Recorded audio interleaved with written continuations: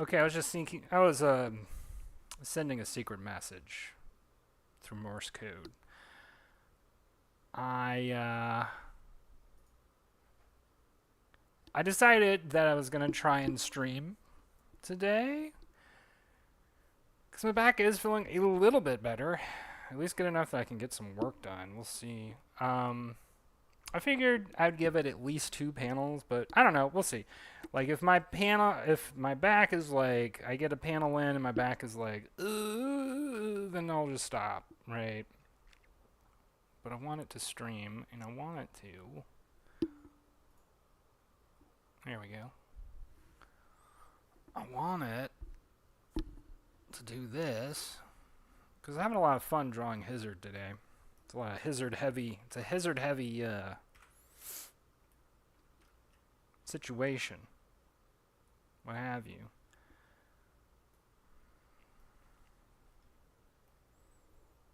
Bereft with Hizzard.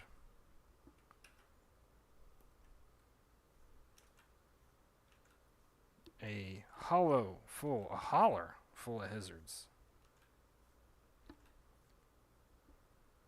I don't know. I don't know what I'm trying to say. I just know. Okay, my mic is working. Cool. You know what's really funny is like how often that happens like on so many streams. Like I don't know what it is with audio equipment. Every single time I have a conversation with my friend Andrew, like his audio equipment just like isn't working properly because I don't know, something to do with audio equipment. It just doesn't ever want to like participate and be friendly with us humans. I don't know why. It doesn't make any sense to me. I was trying to think of some more titles to future romance comics on Webtoon. And here are some examples that I came up with. The dog walker's boyfriend is the next empress. The Duchy of I'm just making them up on the fly. The Duchy is the cheesemonger's wife. The You know what's really funny is like literally there's a new webtoon that just came out that was like pretty close to one that I was guessing at because what I came up with man, I cannot talk today. What I came up with what I came up with was I was trying to like think about that sentence in literal words. I've had caffeine today, so bear with me. What I had come up with the other day was fishmongers in love, and then literally the next day, like there's a webtoon release called like "In Love with a Fish" or something like that. I mean, it's a mermaid comic, and I'm kind of like I don't know. I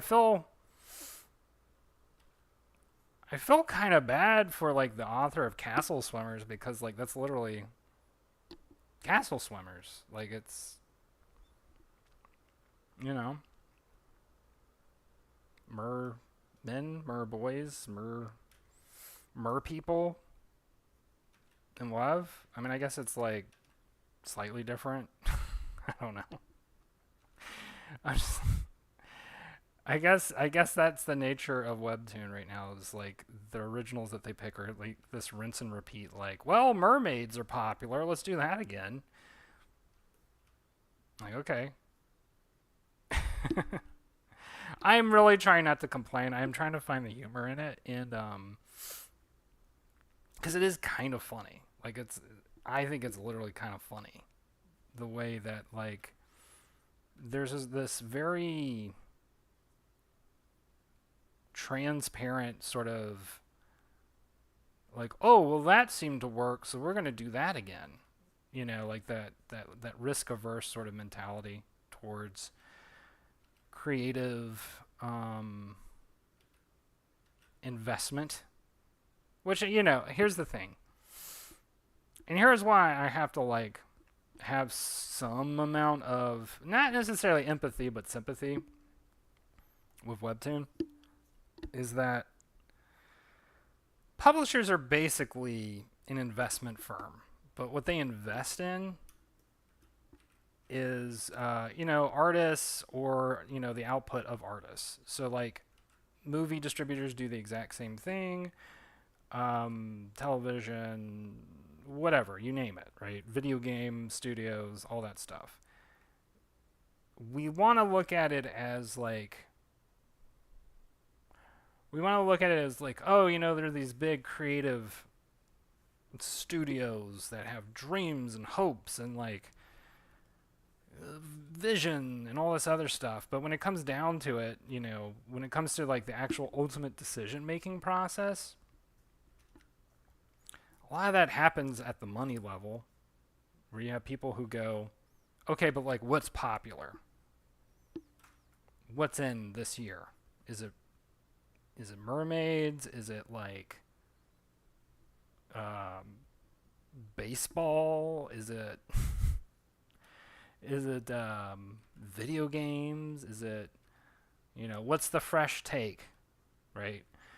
And so you look at Webtoon's lineup, and you look at how it's kind of evolved over the years. And I'm looking at how it evolved over the years from like 2018.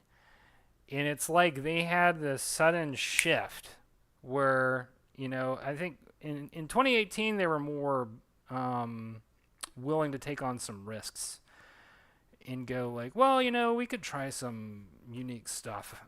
We could try fantasy comedies that aren't necessarily romantic in nature. We could try, I don't know, something like Just Pancakes or any number of other titles that were released around that time. And they saw how much like romance comics took off, that was suddenly their bread and butter, right? Like in some sense, I kind of am wondering, maybe, and this is why I'm like trying to process this so that I can get beyond this like complain about Webtoon phase of my life, because really ultimately, I'm largely appreciative of the experience, and I'm largely appreciative of the platform, because they could just like say, if they wanted to, they could just like say, well, we only accept romance comics. We only accept like stuff that's going to appeal to our demographic.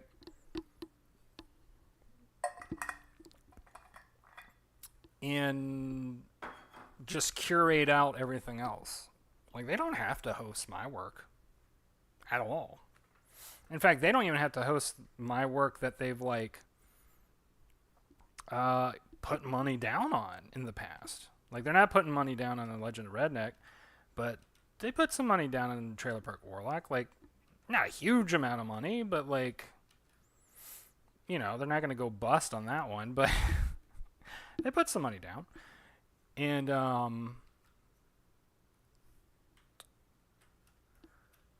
what was I saying? They put some money down, and so like they could, if they wanted to, just rip it off of the server and just be like, well, we don't feel like it actually goes with our readership anymore, and so we don't really want this to be public. And if you want to actually do something with this time, well, actually, I guess they couldn't do that because of the contractual stuff. But nevertheless, like, they could, in terms of hosting on their particular platform, they could say, we're done with Trailer Park Warlock, right? But they haven't done that, and they haven't like made a scene about me hosting Legend of Redneck on Webtoon. In fact, they've actually been kind of supportive a little bit, because Legend of Redneck was like an editor's pick for a good chunk or staff pick. I shouldn't say editor's pick, although staff is usually editors. Um,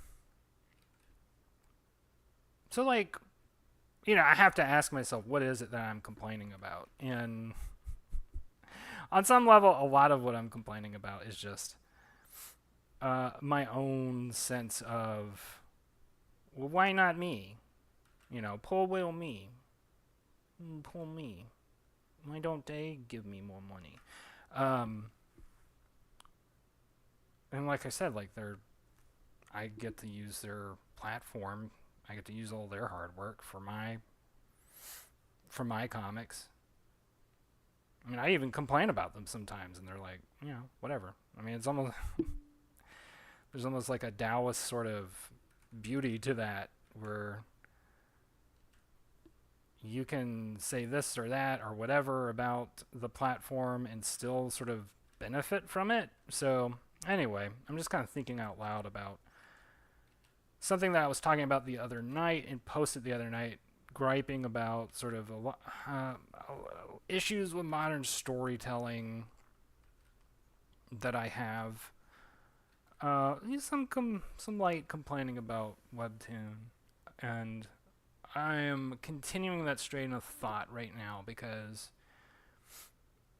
I don't know, like a lot of people might make their declarative statement in a video and just leave it at that and sort of leave you thinking like that is their position forever. And I don't have forever positions on much of anything. I'm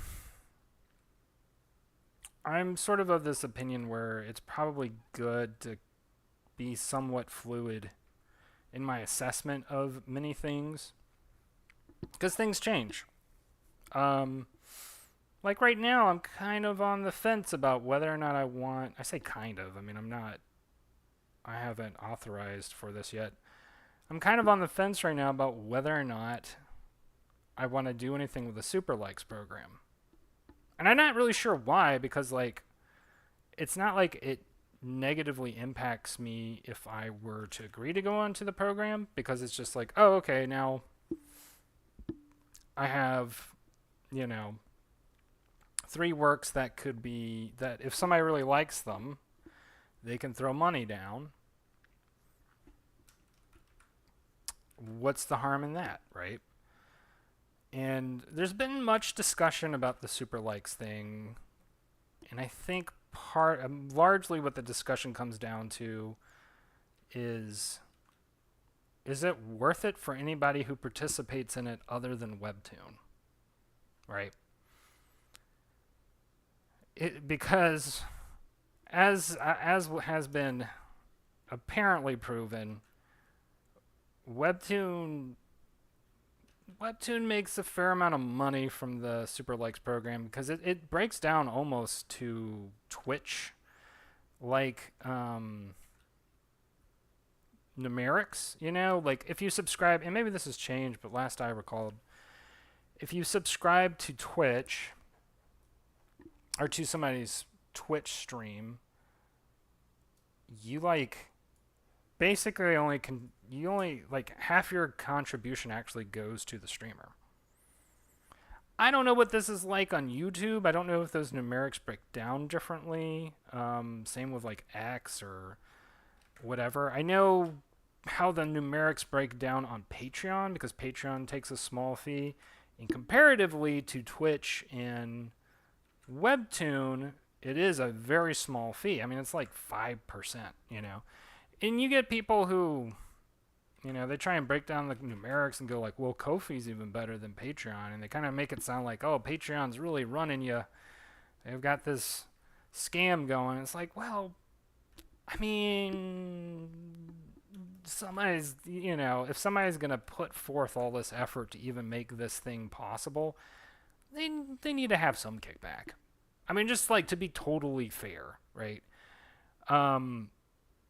Unless, we can ultimately make some kind of I say we, it's not going to be me, somebody out there, some altruistic super coder is able to make some sort of cryptographic blockchain AI powered, I'm just naming off buzzwords, um,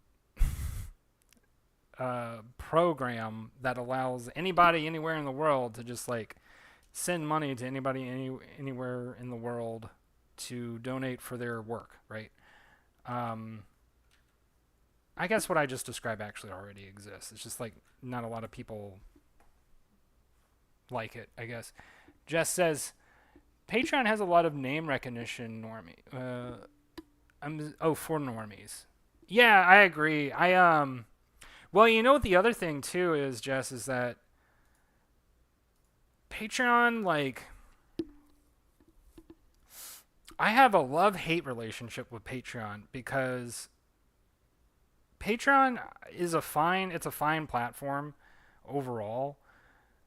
My thing is their whole model for at least the last I guess ever since it existed, which I think at this point is about a decade, their whole model has run on this idea of we really just want like the money from the big number, like the Mr. Beasts of the world, or like the big name comedians, and then like for everybody else, the smaller type outfits, they don't really care either way, whether or not they're on the platform, because they don't go out of their way to try and encourage people finding other creators. And I think that's actually to Patreon's deficit. Like, I wish they would actually have some kind of they used to do this and they stopped doing this for some reason that I can't figure out.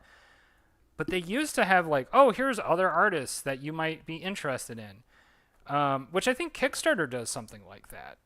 And like, for some reason, Patreon does not want to like encourage intermixing of audiences, and I find it really confusing. And to me, it just seems like mismanagement of the resource in general. Jess says, so I feel like people who want to pay you would trust Patreon over Ko-fi, whatever, even if it is better. Yeah, that's why I'm sticking to Patreon. I mean, I had a Ko-fi for a while. Nobody touched it. Like, I was just like, well, then what's the point? Like, I did the same thing with Global Comics. Like, when I started Legend of Redneck, I released it simultaneously on Webtoon and Global Comics. And I went 2 or 3 weeks, and like after 2 weeks, after 2 or 3 weeks, like I noticed I had like 150 subscribers on Webtoon and zero on Global Comics. Like zero, literally zero. And I was like, well, what's the point of Global Comics then? Like, I don't, like, like it likes to advertise itself as like, well, we're really giving to creators and all this other stuff. And it's like, well, none of that matters if you have no numbers to back it up, because that's what props Webtoon. That's why Webtoon is so effective, is because the audience on Webtoon shows up. Like, it doesn't matter how ethical or how like well planned your thing is. If it's just not operating well, then it just doesn't. It's a big goose egg for everybody. So for me, I looked at that time that I spent uploading comics on Global Comics. I was like, this is a waste of time. This is a waste of effort. It's like another 10 minutes out of my day.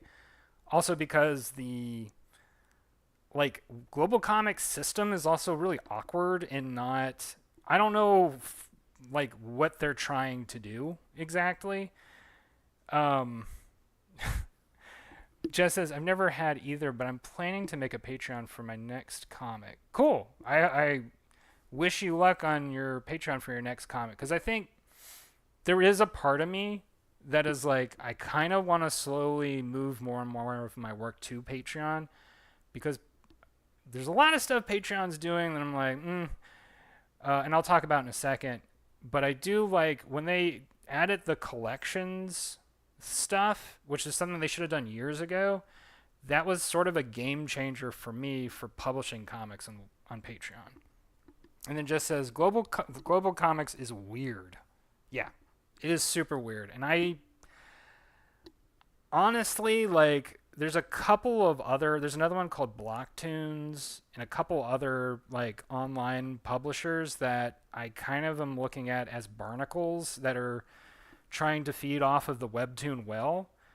And as many complaints as I have about Webtoon, I've thrown my hands up at this point in accepting that Webtoon is going to dominate this space for at least the next 5 years, if not way more. But like, I don't see anybody offering a better.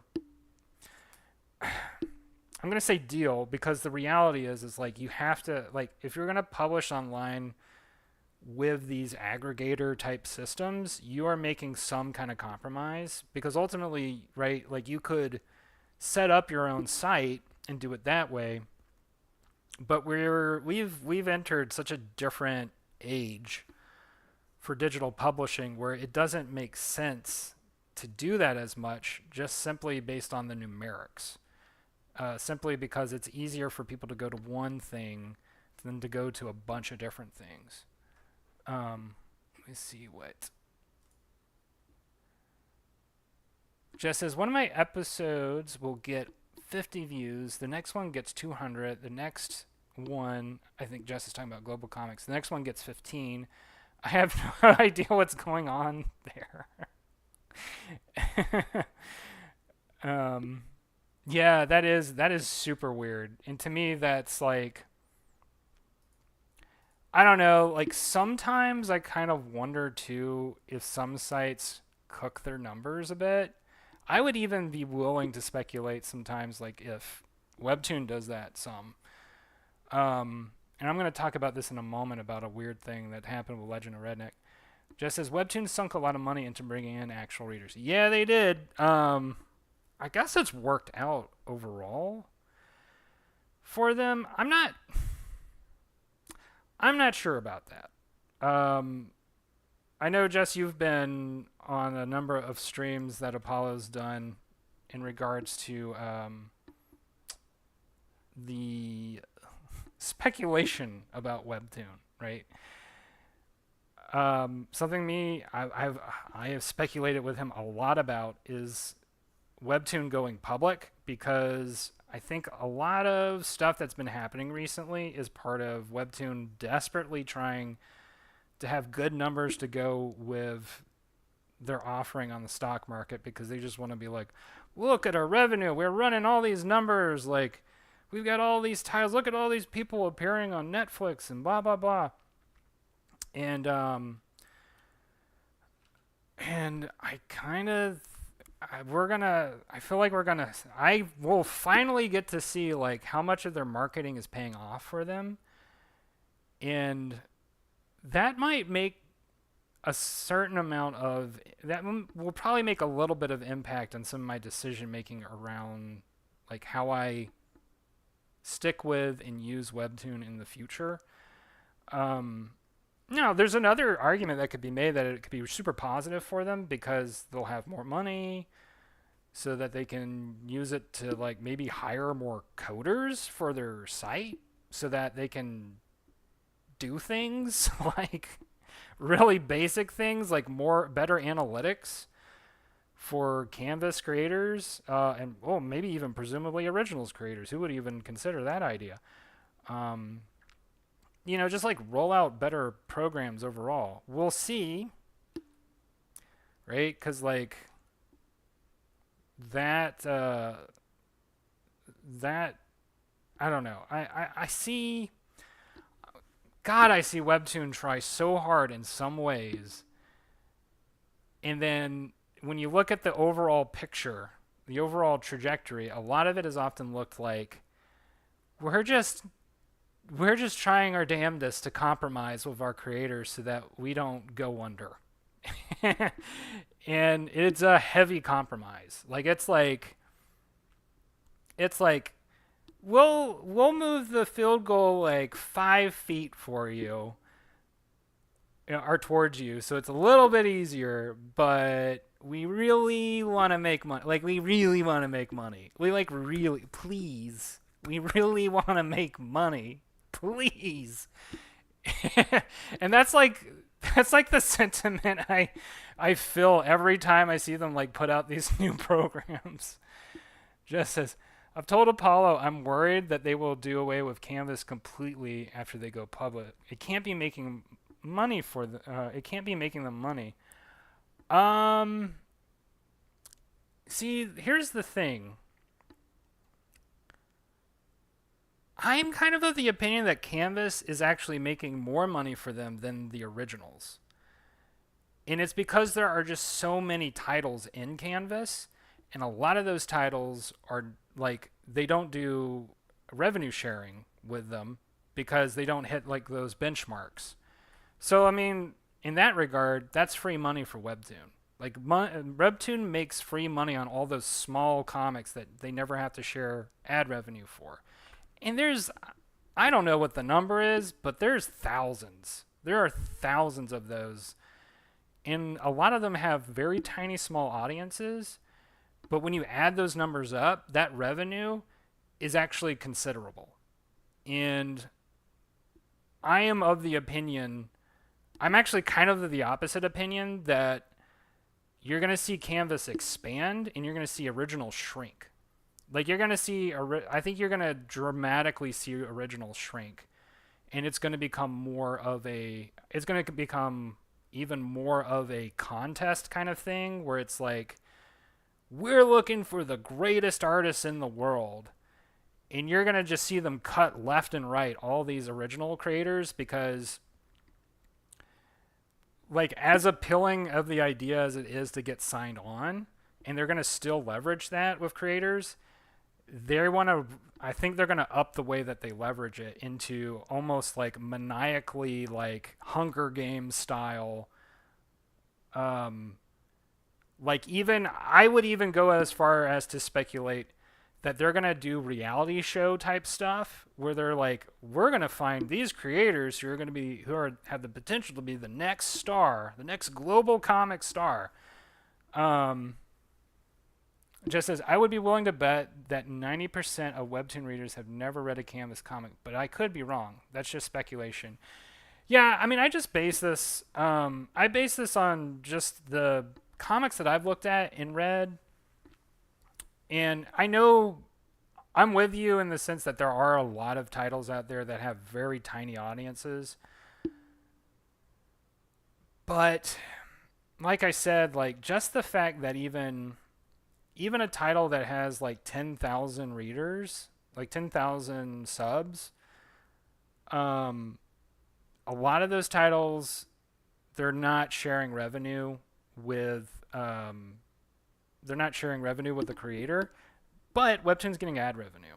And maybe it's a tiny amount of ad revenue, like maybe it's something like $10 a month or something. But let's say you have 1,000 titles that's like $10 a month of ad revenue, which I think is very plausible.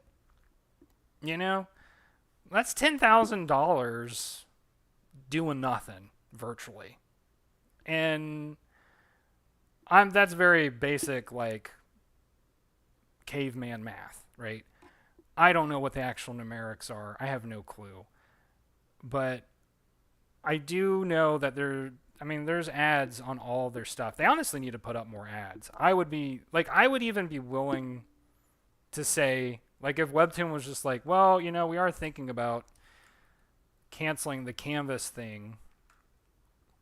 I would be willing to say, look, just put ads in the middle of comics. I don't care, honestly. It might actually encourage my readers to so you could do a YouTube premium type program. It's like, well, we put ads in the middle of comics, but if you pay a subscription, you don't have to have ads. It's pretty basic. There's so many different routes that I think that they could take, and I do think that Canvas actually does produce revenue for them. Now, how much that revenue is, I don't know. And like I said, here's the thing with the originals creators. They have to pay for that work. So like a lot of those titles where they're paying for episodes that the creators put out, um, they may not actually make back their money on those titles. So originals titles, by mathematically, originals titles are actually liabilities for Webtoon. They actually like have to have them succeed numerically in order for them to get their money back. And I don't think they make their money back on every single title that they put out. They have a lot of titles that become originals that like sometimes they might only do like, in the lifetime like maybe 40K subs, and they're paying on average they're paying at least, I don't know, I mean anywhere between 20,000 to 50,000 a year. Well, 50,000 is a little high actually. 20,000 to 40,000 a year. Just as the fact that they don't slap ads on every single Canvas comic has always amazed me. It's like they're allergic to money. I mean, I agree with you. Just as I'm excited to dive into their financial statements that will be publicly available once they go public. Then we can talk about all this with real numbers. Yeah, no, it's true. And like I said, I'm kind of the speculation that we're gonna see the competitive aspects get really amped up, and you can already see that too with the Super Likes program. Like, I do think I could easily. Once again, this whole thing is speculation. None of us know anything, but I could easily see Webtoon sort of doing like an America's Got Talent type of thing in the future, where they start really highlighting and focusing on like their premier artists and like focusing on the personalities and all this other stuff. And I could see that being like a big driver for them in future titles, because you could have, like, imagine this. You could generate revenue on comics just by getting eyes on it, that you never have to sign on with that artist. You're just like, oh well, yeah, you just publish the canvas, and if we think that you are adequate for our contest program, we'll sign you up. We'll get you, we'll have this or that contract, and I'm sure the contract will be terrible and just like, well, you don't actually make any money, but we'll help promote your stuff. And then if you win, then we'll sign you on for big numbers and all that stuff. But in the meantime, up until that point that, the creator actually wins, they're generating revenue from all the the ad revenue and stuff. Maybe they just don't. I don't know. Like, maybe they just can't get ad revenue. Like, maybe, I don't know. Like, I don't know. Like, there's a part of me that's like, maybe they'll go bust because if they really, I mean, if they really couldn't make Canvas work, I don't understand how they could make originals work. That's my whole thing. If you can't make Canvas work, where you have people basically work for you for free, like, there's no way that you can make the originals program work, because there's only so many titles that do as well as like Lore Olympus, or whatever the other titles are. There's really not that many that do that well. Most average at around the 300,000 to 500,000 mark, which is, I mean, hey, look, I would love that. I'd be totally happy with that. I'm just kind of thinking obsessively about Webtoon and how they make money, because this has been the great mystery ever since the day I signed on with Webtoon, because I was just like, I remember looking at them and being like, well, this is a really cool platform, and then noticing like the insane sparsity of the ads and going like, well, then wait, how are they able to afford paying me like $500 an episode when they have like one ad on every comic. And then they always like to promote like, we've got like 80 million readers and it's growing and all this other stuff. And I'm just like, I mean, I guess if you have 80 million people look at one ad, I guess it would generate a lot of revenue. I don't know, like, but I mean, Jess, you, Apollo, like literally everybody who looks at Webtoon goes like, I don't understand how they make money. And I remember bringing it up too to like professional comic artists that I was like interning, or I had interned with, and they asked the exact same thing. They're just like, well, how do they generate revenue? Like, how are they able to afford this? I'm like, I don't know. I don't know. At the time, my best speculation was, okay, their parent company, Naver, who is, I guess, basically like the Google of Korea, like, I guess they just had a bunch of free cash just sitting on the sidelines. And they're like, well, I guess we're just gonna do this with all our money. Because what else are we gonna do with it? Which honestly, I mean, sometimes Webtoon really feels that way, where it's just like somebody's like side project for a nephew or something. So I'm just like, just says, I bet 80 to 90% of their revenue is from FastPass. I could see that. I could. Because a lot of people do spend money on FastPass. And I mean, actually, of the things that Webtoon has released, of the ideas that they have released, that has been the most sensible one. It makes the most sense. Like, you have a bunch of these like cliffhanger type stories, and you have creators make a pretty big buffer on their titles, and then, you know, they release a title a day, or not a day, a week, and then, you know, go, well, if you want to read ahead, because I know you're loving this story, and you just have to see what happens to Hagane in the next episode, because is he gonna die? Are they gonna fall in love? Are they gonna kiss? Oh my god, are they gonna kiss? And like, you know, put up some money if you want to like read ahead.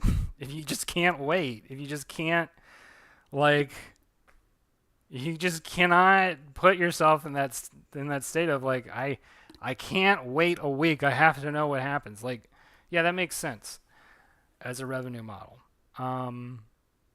It's actually a pretty like decent idea, business wise. And creative wise, that's a whole other subject. But I could see that being the case. And I honestly, like, I actually threw this out some time ago, and it's like, I wish Webtoon would like part-time hire me just to give them good ideas, because they apparently don't have any good idea people. But I'm just like, why not do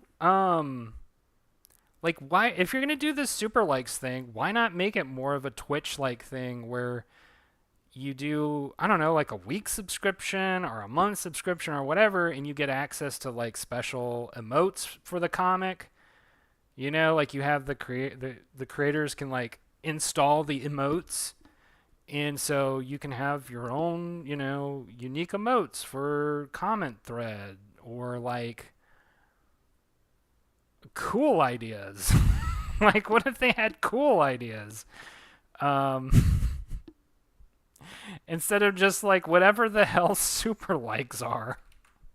Which, as far as I can tell, is just like, okay, if you pay enough money, like, you can give a comic, you know, super likes, and like, depending on the amount of money you pay, it's like, I think like $1 is like 5 super likes, and then like $10 is like 20 or something like that. But anyway, it's more, you get more super likes the more money you put in. And as far as I've seen, the way the whole program works is they've got a little bar somewhere on the front page. It's like, oh, here are the comics that have amassed the most super likes. And I mean, the most I've seen so far has only been like 600, 650, but I think it's per day, which is not. I mean, that's not nothing. I don't know how you would break that down, but like, it's like a couple $100 a day for something. That's something. Just says, I'm binge brain. I'd pay a subscription if they let me. I don't understand why they don't do that. And it just says, I'm telling you, they're allergic to money. There are so many better ways to do everything that they do. I don't get it. I don't get it. Like, I don't get it. Like, I don't get it. I don't get it. Like, it's like maybe they have a curse on them or something. Like maybe they accepted this money, all this backing money from Naver, and Naver was like, we will give you this money, but you must, you must subscribe to certain protocols that we cannot allow you to do. You can't do anything that looks like it's Twitch or, a successful company might do. You have to do it in the hardest possible way, or else, we will have to cut the contract. Or like, is there like maybe there's a hitman involved, or like I feel like there's somebody. I might do this. I feel like somebody should make a webtoon about like whatever horrible curse is like preventing Webtoon from making money. Jess says, do you think it's just Koreans not understanding the American market? It wouldn't just be Korean. It wouldn't just be Koreans not understanding the American market. It would be literally Koreans not understanding how people make money on the internet. Like that's all. I mean, like there's hundreds. I mean, maybe not hundreds, but there's like at least 20 companies you can look at that are all like fabulously wealthy companies that make boatloads of money every year, and they have it figured out, and it's not like, it's very simplified when you break it down, because it's like you look at Amazon, Google, Facebook, Microsoft, Apple, they all do the same thing. They just go like, we're going to make it slightly inconvenient for you in some way. And if you want to uplift that inconvenience, pay us a small subscription. Or sometimes they also offer like, things that are of value that help a customer in some way, right? That's where it's a little harder for Webtoon, because it's like, well, it's purely entertainment, so it's like it doesn't make sense for you to have like a Drive folder on Google, or not Google, on Webtoon. But nevertheless, like you can just look at Twitch. Like you can look at Twitch or YouTube. Just look at Twitch or YouTube and just do whatever they're doing. That's that's the whole business model. That's all they had to do. That's all they had to do. Just look at those business models and just copy them. Put your own little spin on it or whatever, and they would make money. Like I don't get it. I just don't get it. Jess, I wonder is there ad rates. Oh wait, I wonder is their ad rates are just insanely better in Korea because it's so much more popular over there. Okay, well that's actually, so that topic is an interesting one, because I will say this. Here's the thing. This goes back to what you were talking about with them not fully understanding American audiences. I was going to say Western. Really, American audiences in particular are not that into comics. And I think a lot of that has to do with our history of superhero comics and the history of Marvel and DC, which is rancid. It is like, it's mafia stuff when you really look into it, because they both of those companies single-handedly demolished the comics market in the United States. When you look at when you compare to how well comics do in the United States versus Japan and Korea, I mean, it's night and day.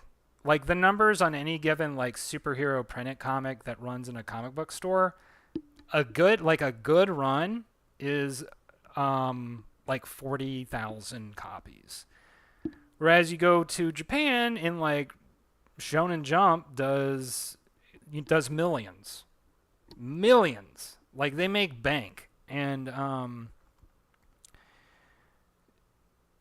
there is like this weird thing in the United States where comics are kind of cursed and have sort of a cursed um what's the word, like public relations, you know? Because you go to like France or you go to other areas in Europe, like not only are like comics more popular, but also like different styles of comic art are more popular. Like you see more cartoony stuff is more popular. Like a great example is like the comic Asterix.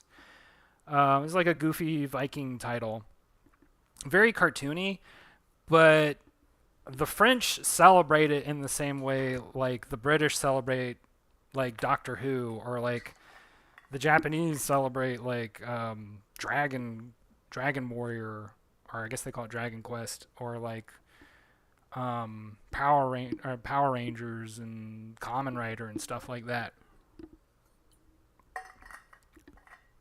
So this does go into a slightly deeper topic, which is that in the United States, we spend so much more money on entertainment because a lot of times entertainment is treated as a speculative asset. So you get these cycles of like just junk is thrown out there, and then like you get a big hit on some title, you know, like your Star Wars or your Marvel stuff, and like those get celebrated. So like in the United States, I would say like, you know, our superhero stuff like Superman, Spider-Man, stuff like that, that's about as close as we get to sort of our cultural touchstones in comics. Whereas, you know, you go to Japan and it's like One Piece is a religion. Dragon Ball Z is a religion. I'm not very well acquainted with like sort of the Korean cultural milieu, to use a big word. But I'm sure that they have their own cultural touchstones, and I know that like, Webtoon is sort of becoming that for them in some way. But I don't know what titles, particularly on Webtoon, are like their big cultural touchstones. Just says maybe they have people beating down their door to pay thousands of dollars for Korean Webtoon ad space. I do. I believe that. I do believe that that is part of the case because the majority of Webtoon's audience does seem to be not just Korean, but like Pacific Asian. You know, like I'm pretty sure they have like a decent sized Japanese audience. Indonesia, like basically everywhere other than the United States. And like I said, this goes back to my understanding of comics history in the United States, where, look, I mean, how much time do you have? Because I could really go in on this rabbit hole. Because like I could go back to, you know, syndicated comic strips, which are the closest we have to sort of like what Webtoon is doing. And syndicated comic strips were probably the most that you could call prime time for American comic artists because, you know, like you have artists like Hank Ketchum who did Dennis the Menace. You have Jim Davis, like in the United States, the art, like one of the few artists that is so like doing so well monetarily that he's able to like pay his assistants pretty good, you know, like pay them a good living so that they can pump out strips is Jim Davis. Jim Davis has made bank over his lifetime making Garfield. And part of that reason is he got in with syndicated comic strips at a good time.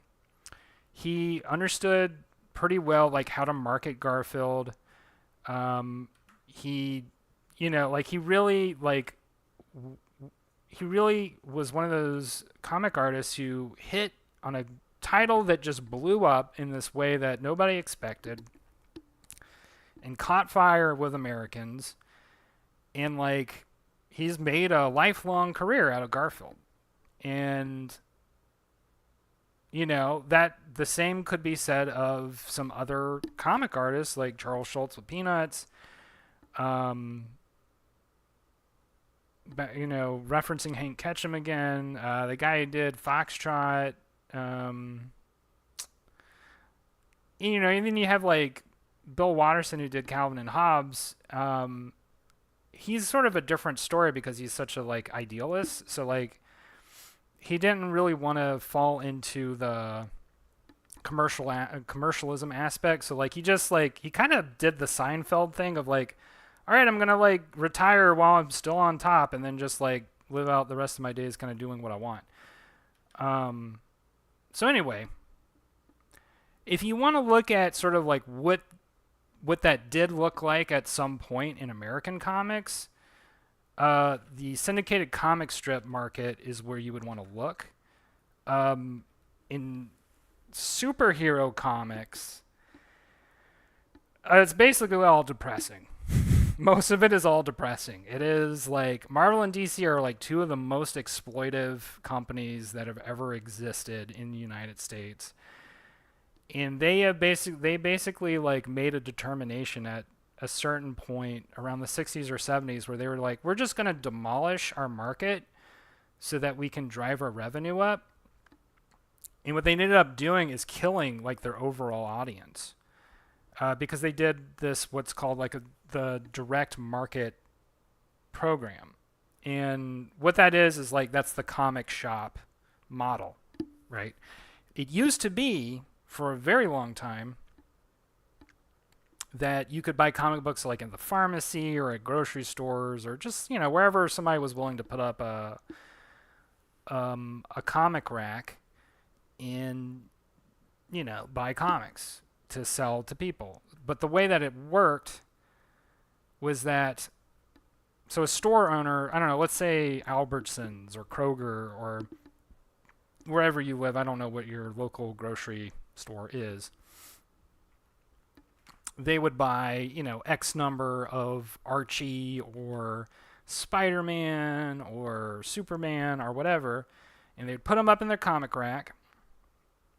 And at the end of the month, whatever titles didn't sell, they could rebate. So like they could go to Marvel and DC and say, "Oh, well, we actually had like a couple comics that didn't sell. Can we get a rebate on that?" And so Marvel and DC would rebate them on it.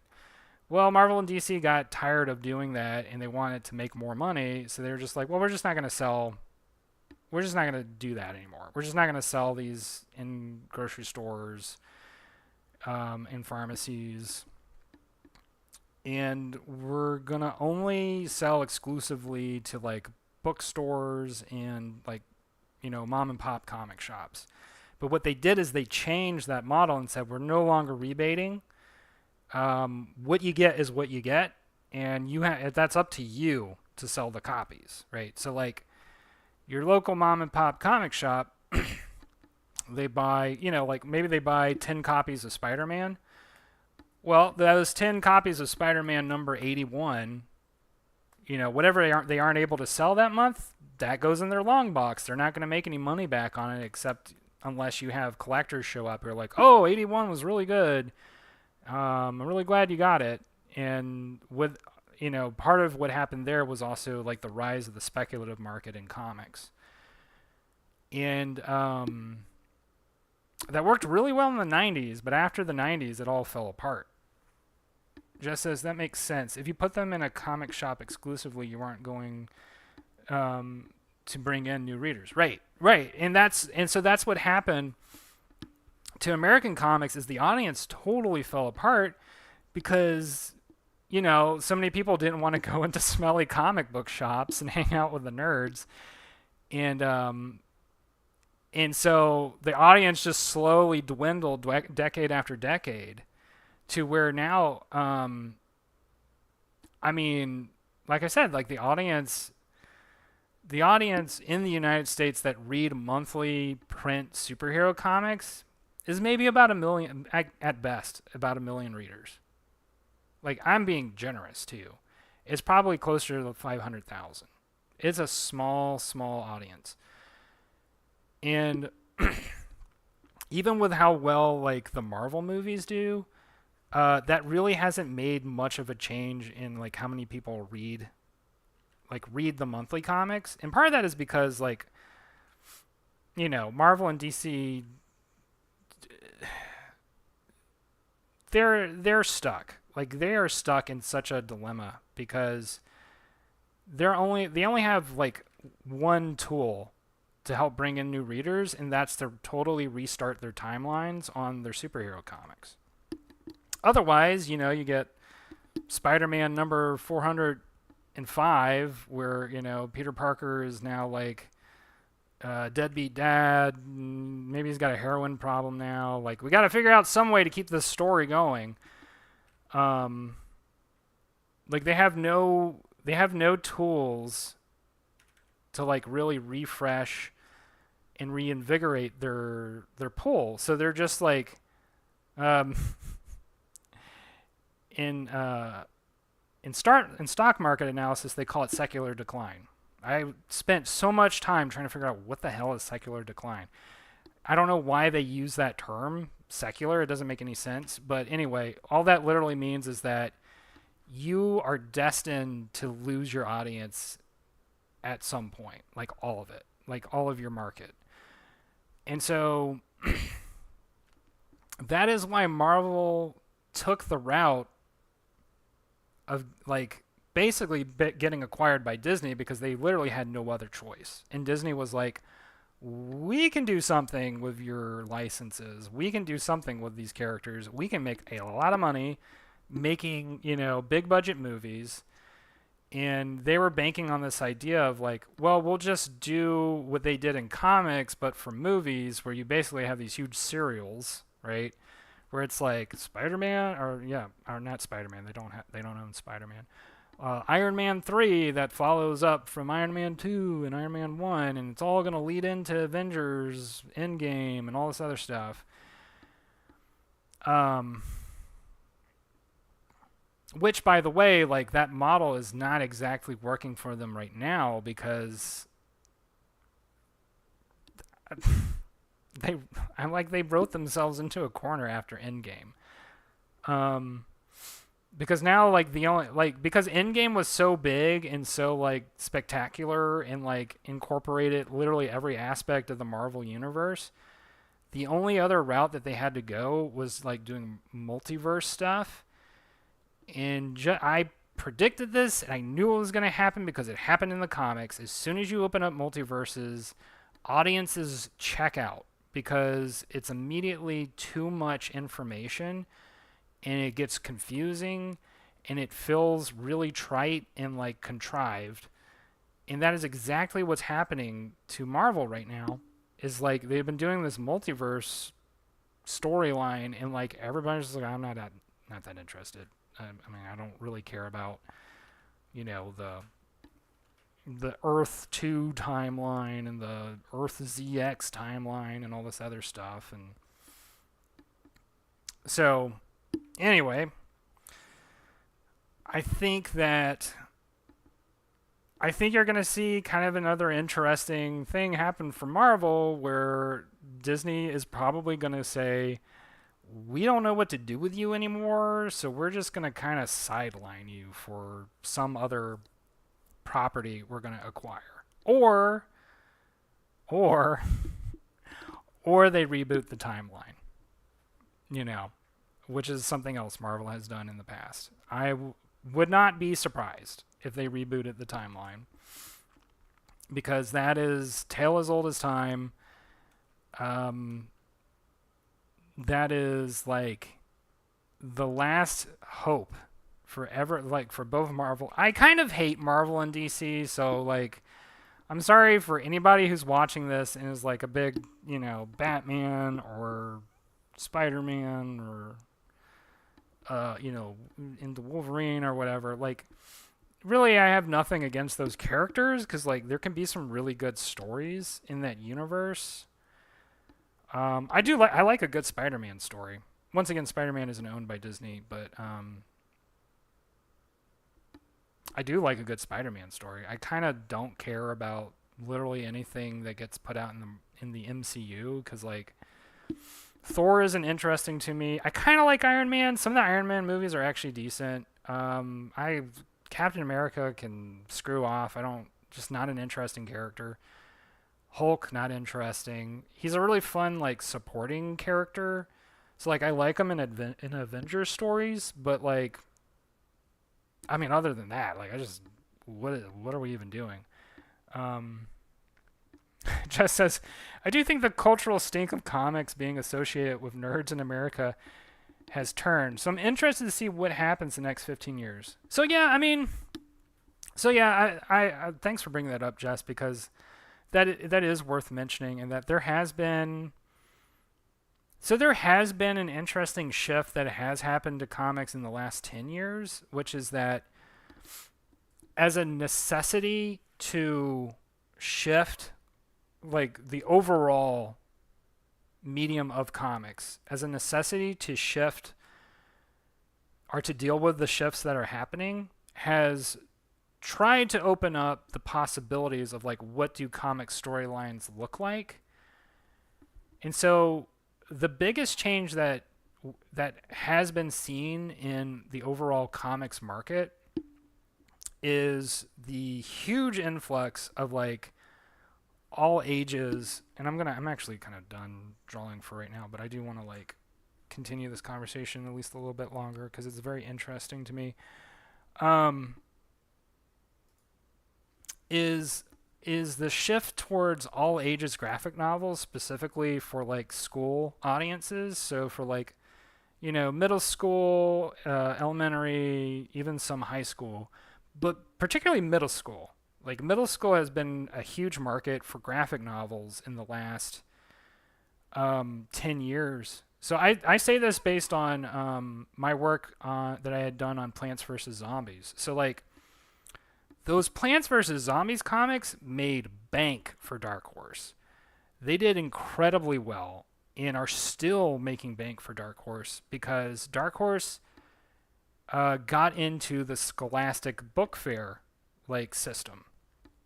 So, for those of y'all unfamiliar, I doubt that, I don't know, some of y'all might be unfamiliar, but Scholastic's been around for a long time. I remember Scholastic as a kid because, I would buy issues or Goosebump books through Scholastic as well as Animorphs, and they were like serial prose novels, right?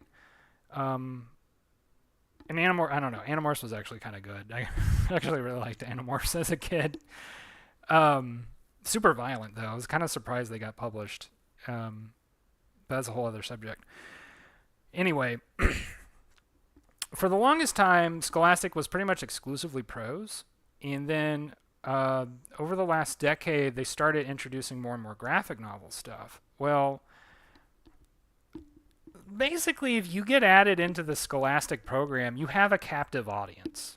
I mean, there's no other way of phrasing that. You have a captive audience of bored school kids who are like trying to figure out some way to entertain themselves through class. And, teachers and parents are both, they're encouraging about, well, they're reading. If you can get them to read, great. And so, what has happened is that over time, more and more graphic novelists have been able to slowly squeeze their way into the Scholastic system. And you've really seen it take off in a big way because that is, I think, where you have, I think in general, book publishing in the United States has gained the most ground through all ages comics, through all ages graphic novels. And I mean, honestly, like if you want to really make, this is just a general advice. If you really want to try and make money drawing comics, that's the place to do it. Find an agent who wants to get you into that system and who likes you and wants to like promote you. You will make money.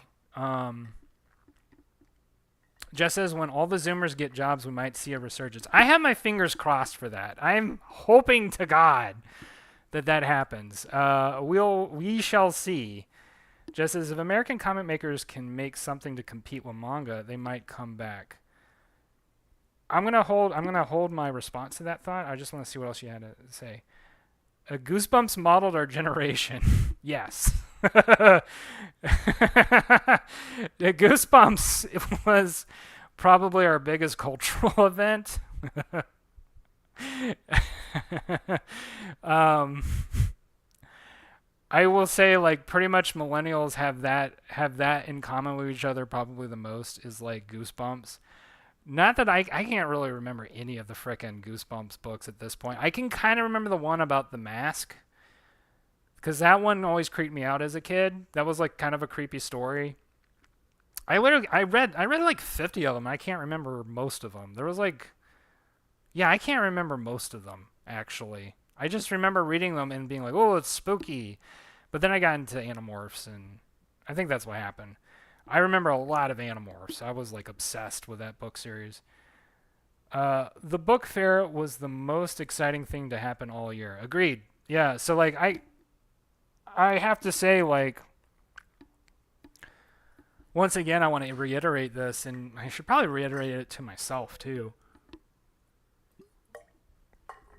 If you really want to like make comics a career for yourself, um, that's the place to look. Is like writing graphic novels for distribution, like in the Scholastic Book Fair, or to school age kids, because they're probably the most voracious readers you're gonna find because they have the time, right? And parents are willing to spend disposable income for their kids if they feel like it's going to help educate them. And there is this,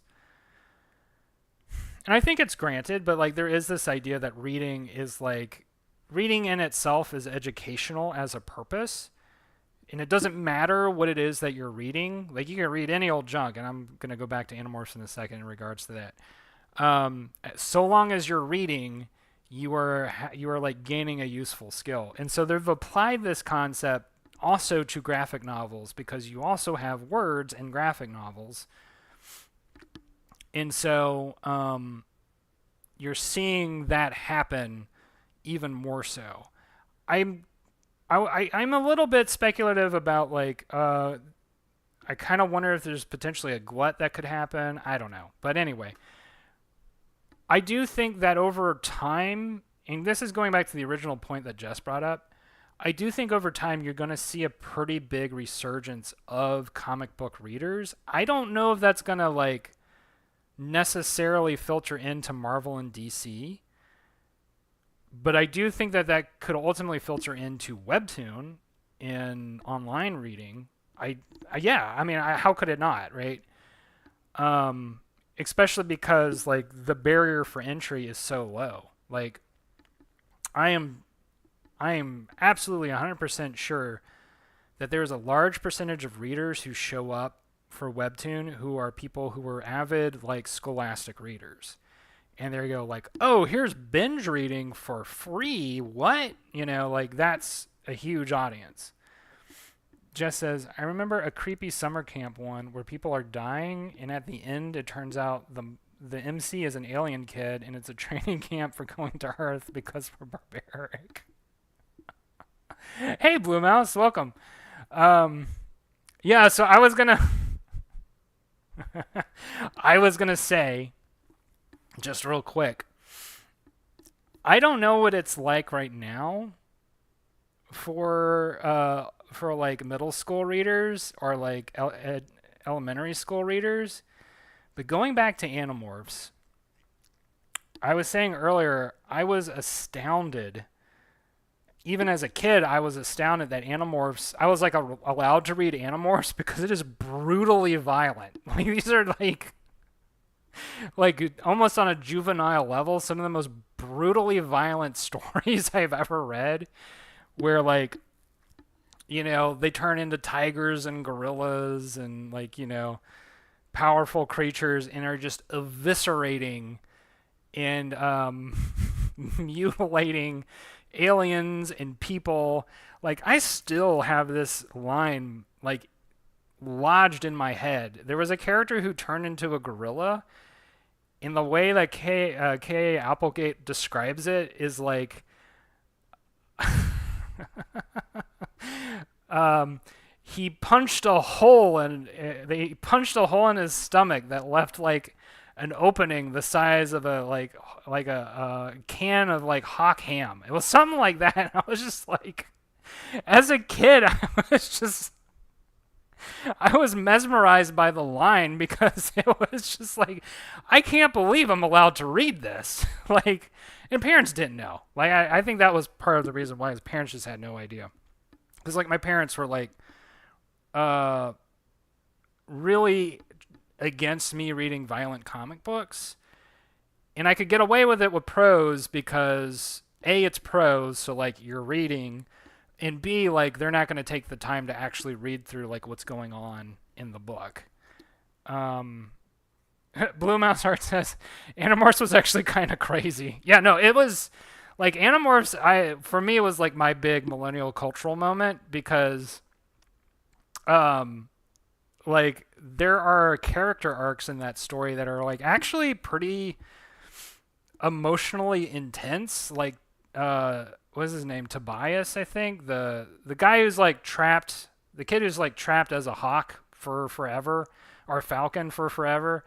Like, his storyline's like actually incredibly sad and like tragic. And as a kid, it's just like you're every book you're hoping that they figure out some solution to get him out of his like terrible tragedy, and like I think they do. I never finished the series, so I don't know. I don't, and look, if y'all have spoilers, go ahead. I don't remember. I just remember somebody saying like, yeah, they eventually like, oh no, I don't think they do. I think something horrible happens to Tobias actually.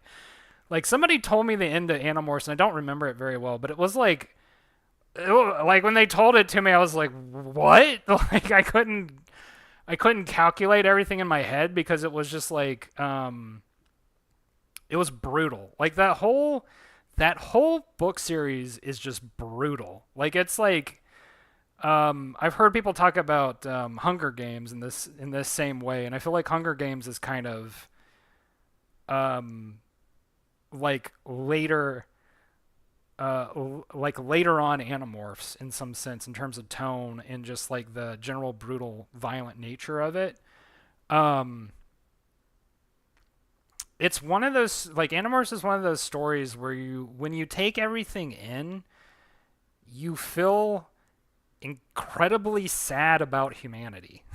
Like you feel this sheer just um like gut deep dread about how violent and brutal nature is, and like how like difficult it is to be alive. And like looking back on it, I'm just like, how did K.A. Applegate get away with this? Like, how was she able to get away with this? Because it is like, it's truly like Watership Down levels of, um, like, you're exposing children to things that are just gonna screw them up mentally from this moment on. And I envy K.A. Applegate's like position, like how she was able to get away with that. So anyway, I don't know. I might have to go back at some point and see if like I can find like the audiobooks or like I'm sure there's got to be like an iceberg video or video essay video out there for Animorphs.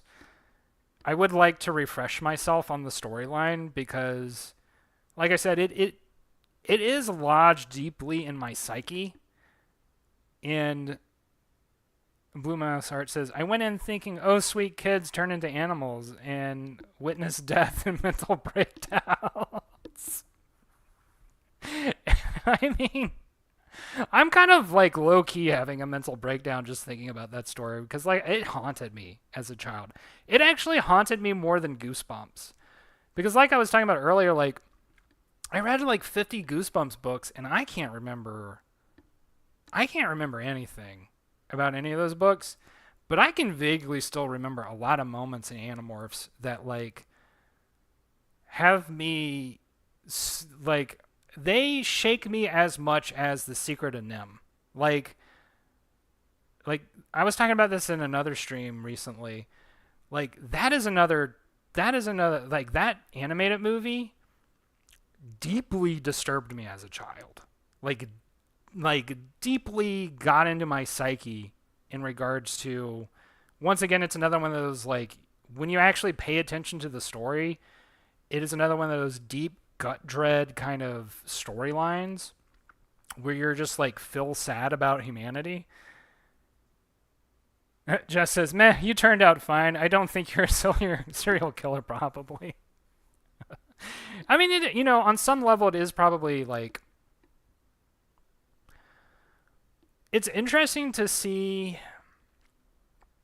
and I'm kind of talking about this maybe tangentially. I don't 100% know, but it's interesting to see how millennial parenting, or at least millennial like story writing, is a lot softer than previous generations. Because like going back to like Don Bluth or Kay Applegate or even R.L. Stein, because like Goosebumps were pretty creepy. Like there was some actually kind of messed up stuff that happened in some of those books. They were more willing to expose kids to sort of like kind of deep, dark stuff. And there's not as much of that nowadays. It doesn't seem like. Or I'm just not like privy to it. But like it does seem like the later generations are sort of, and this is kind of old man yelling at cloud kind of a thing, but it does seem like a lot of the culture that they're exposed to, at least in prose, I should say. I mean, they're exposed to social media, so that's a whole other level.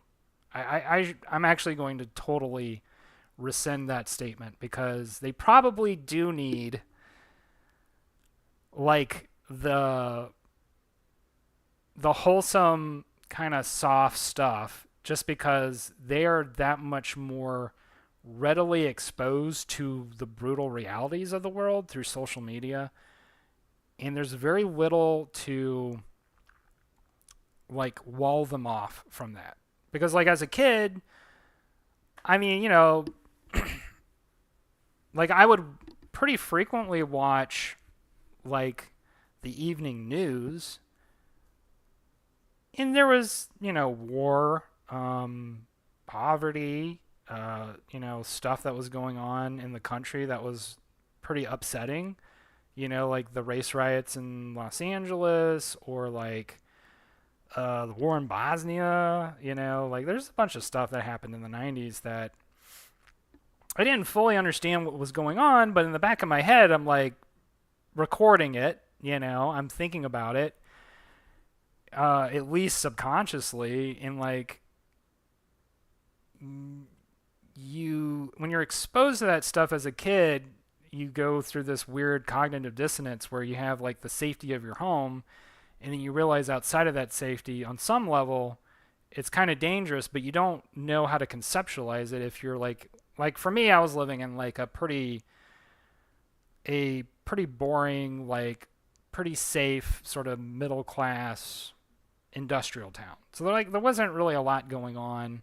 There was some like drug abuse or stuff like that here and there, but like ultimately growing up as a kid, there couldn't have been a better place for me to grow up as a kid. So like, you have that cognitive dissonance of like the safety of your hometown, and then outside of that there are areas where it's very dangerous. So like I think nowadays kids are probably more exposed on an even more local and regional level, usually against their will or against their like desire, because it's just very hard to like filtrate all the stuff you have on social media. Like YouTube with the algorithm, I think helps filtrate a lot of that stuff. And like I think a lot of the algorithms on Instagram and Facebook help filtrate that stuff. But I mean, there's still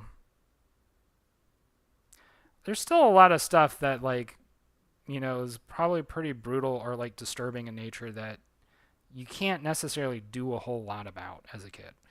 Anyway, so this is my speculation on like why it seems to me a lot of more of the cultural stuff that kids nowadays are exposed to is probably softer in nature compared to what we grew up with.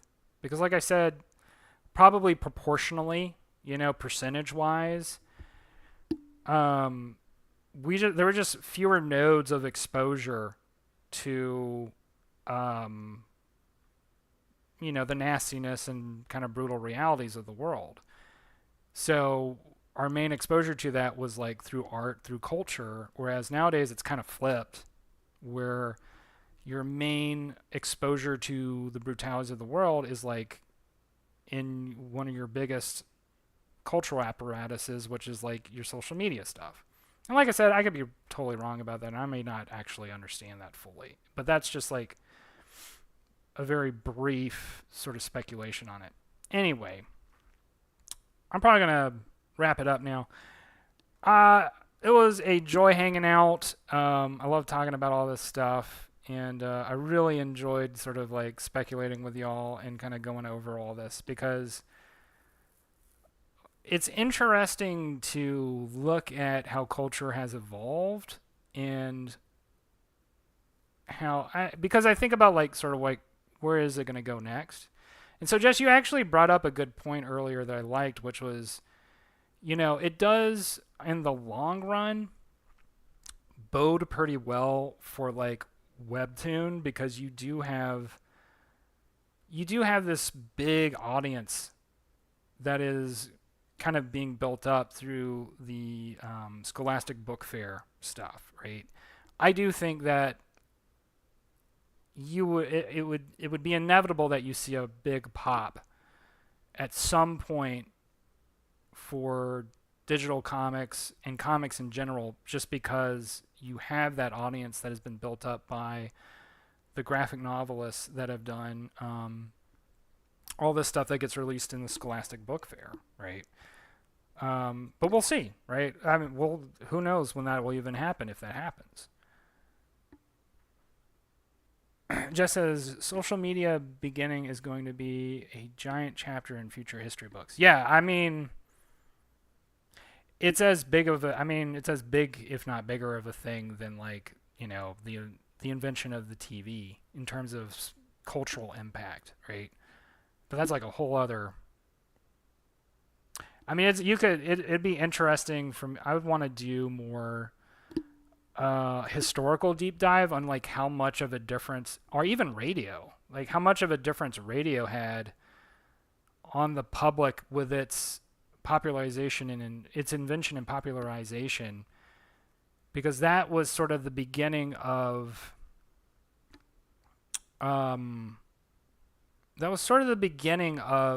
segmenting out recreational time in the family, because you would have programs that were more tailored towards kids and you have programs that were more tailored towards adults. And that sort of, if you follow that trajectory historically, that has led to where we are now, where like everything is segmented out. Every little bit of entertainment is segmented out for every little member of the family, to the point that like, your kids' Netflix is totally different from your own. Your parents' Netflix is totally different from yours. And it used to not really be that way in the same way, right? Like, whatever happened to the PG rated family movie, like let's say like a movie like like the kids sports movie, right? Like Mighty Ducks, The Sandlot, Little Giants. I think that's what it was called. I can't remember what it was called. Um, there's others, right? That is gone. Like that is just not something that happens anymore, and it's now super segmented off in a lot of ways. Jess says we've developed a global consciousness. It's wild times. Sometimes I feel that way. Sometimes I'm not sure. But that is a huge topic. There is like kind of a global consciousness, but it's my feelings about that right now is I feel like it's kind of in its toddlerhood, and kind of a grumpy toddlerhood too, if I had to be totally honest. I'm hoping we enter into like a maturation process much sooner. But I don't know. We might be in toddlerhood for a while. Um, we'll see. Anyway, anyway, that's a topic for another day. I really appreciated hanging out and talking about this stuff. We will do this again soon, and I'll talk to y'all later. All right? How we going? Bye. Oh wait. Well, give me a second. All right. Bye.